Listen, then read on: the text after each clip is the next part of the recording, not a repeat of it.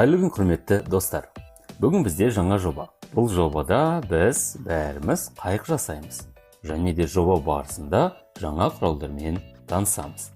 Жобаны бастау үшін алдыменен 50 мм-ге тең полилайнды алып, қайықтың бүйір жағын сплайнның көмегімен саламыз. Мына жерден тартып созамыз. Екінші жағын 3 нүкте арқылы тұрғызамыз. Төртіншісін қосамыз. Бізде осындай фигура пайда болды. Енді экструдты 25 мм-ге тең қыламыз.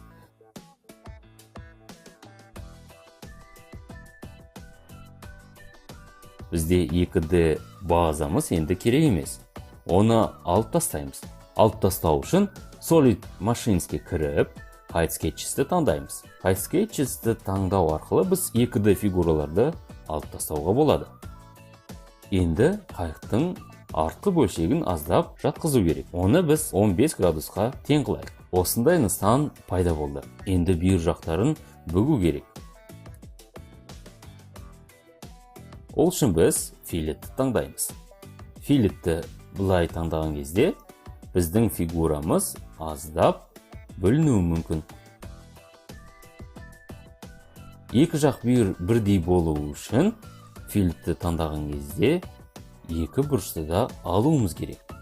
Міне осылай екі жақ шеті дөңгеленеді.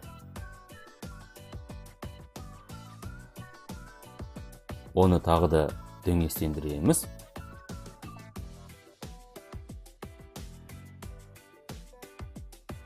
Бүйір жағынан қараймыз. Осылай қалдырамыз. Үстіңгі бөлігін кесіп алуымыз керек. Оны кесу үшін біз shellді таңдаймыз, ішкі бөлігін алып тастаймыз. Қайықтың шетін ішкі жағына 7 мм-ге дейін үлкейтеміз. Қайықтың бізде табаны дайын. Енді ескекке арналған орынды жасау керек. Ол үшін Sketch Rectangle'ды таңдаймыз да нүкте қоямыз. Тік бұрышты фигураны қайыққа салып, Escape'ті басамыз. Сосын Split Face бөлімінен Modify'ді таңдаймыз. Белгіленген екі жақтың қайсысын бөлу керектігін таңдаймыз.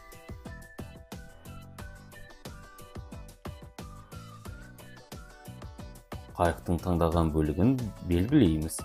Shift'ті басамыз да қайықтың екінші жағын таңдап, Press-Pull'ды шертеміз. Осылай қайықтың белгіленген бөлігін жоғары қарай тартамыз. Енді бұрыштарды чамфер арқылы алып тастаймыз. Өте әдемі болып шықты. Чамфер құралы арқылы бүкіл қырларын бірдей қыламыз.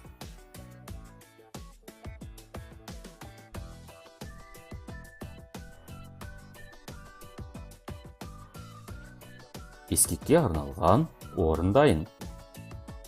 Бізге енді ескекке екі орын қажет. Sketch Circle'ды таңдап, кейін Solid'ті таңдаймыз. Бірақ бұл бетке скетчті сала алмаймыз.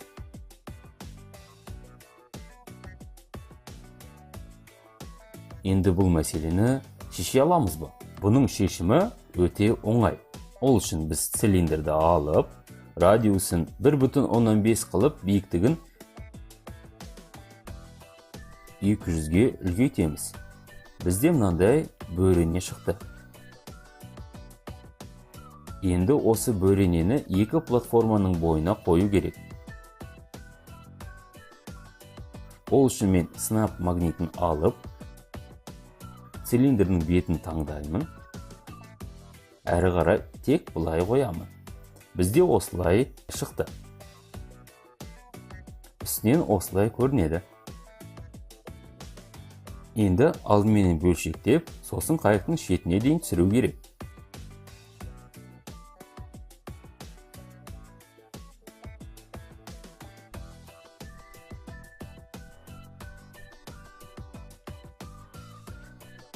әрі қарай сабстрактты таңдап, қалай кесу керектігін таңдаймыз.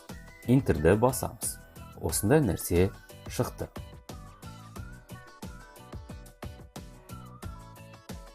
Ағаш түске бояуға болады. Енді біз жобамыздың түсін өзгертейік. Ол үшін біз ағаш түсті таңдайық. Ағаш түсті таңдау үшін материалды таңдаймыз, сосын түсті белгілейміз.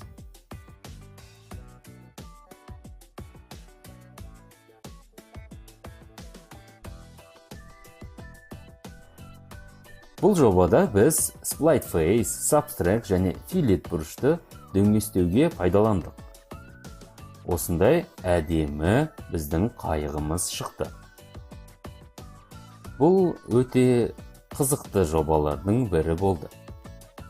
Келесі кездескенше сау болыңыздар.